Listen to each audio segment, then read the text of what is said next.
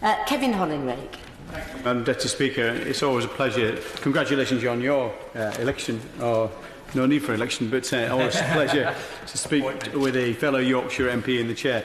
I must say I remember casting my mind back to making my own maiden speech, which I found a very daunting experience, but I'm pretty daunted now having to follow some of these amazing maiden speeches, and are truly exceptional, and I wish all those who have made their speeches today and the rest that will be made over the next few days the very best wishes. Congratulations, very best wishes for their future time in this place.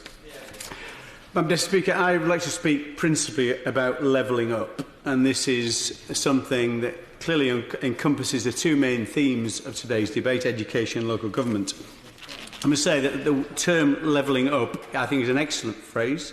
It's come from somebody who's very good at articulating phrases to achieve their political ends, of course. But it's something myself and many other colleagues in this place on both sides of the chamber have been banging on about for years. It's not based upon grievance, it's based upon sound economics, it's about opportunities for people in the north, it's about a huge opportunity for UK PLC. And the solutions to that levelling up are pretty simple. It is about more investment. It's more public sector investment, and it's a more private sector investment. But simple and easy are two separate things. I've got to say the government's now committed to a huge investment in infrastructure, £100 billion investment. It's not been easy to persuade the Treasury to do that, to be fair, the last 4.5 years, but they're committed to doing that now. But I think the trickier problem of the two is making sure we get private sector investment too. Public sector on its own simply will not do. The reasons that underpin this investment in the north, and it's not just the north, it's the regions of England that are not, particularly of England and the other nations within the United Kingdom. It is not about political opportunism, this is about sound economics, and has the support of some of the economists that I have a great deal of time and faith in.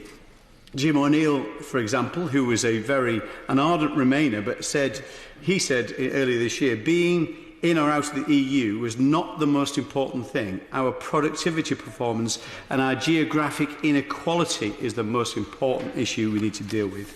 Andy Haldane, who's the chief economist at the Bank of England, noted in a recent speech that the regional income gap between the richest and poorest regions in terms of average incomes was now larger than it had been at any time since the early 20th century, that gap having narrowed in the first 80 years of the last century. David Smith, the economist who writes in the Sunday Times, welcomed the £100 billion investment in infrastructure, talked about the change we need for the Green Book to make sure that northern projects and Midlands projects and projects in the South West and other parts of the country, those projects stacked up better.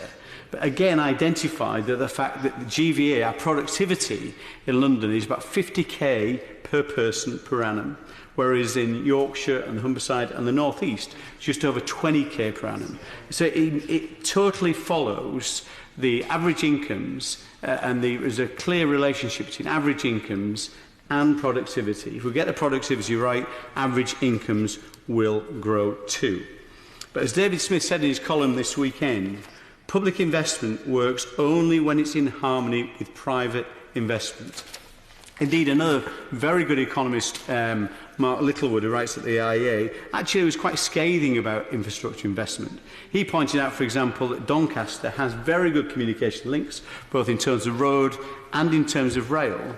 But still, Madam Deputy Speaker, I'm sure you'd agree, it has a long way to go in terms of trying to match the productivity levels and the prosperity levels of London and the South East. So it's not infrastructure only that will solve this problem. It is a tough problem, it is a long-term problem, and it's going to be an expensive problem. So what we need to do, if we're going to repay the trust of all those people that voted Conservative right across the north, including places like Darlington, which I spent a lot of time campaigning in over the election period, we've got to make sure real incomes are growing, we get better jobs, and that is derived from higher productivity. We must see higher public sector investment and higher private sector investment.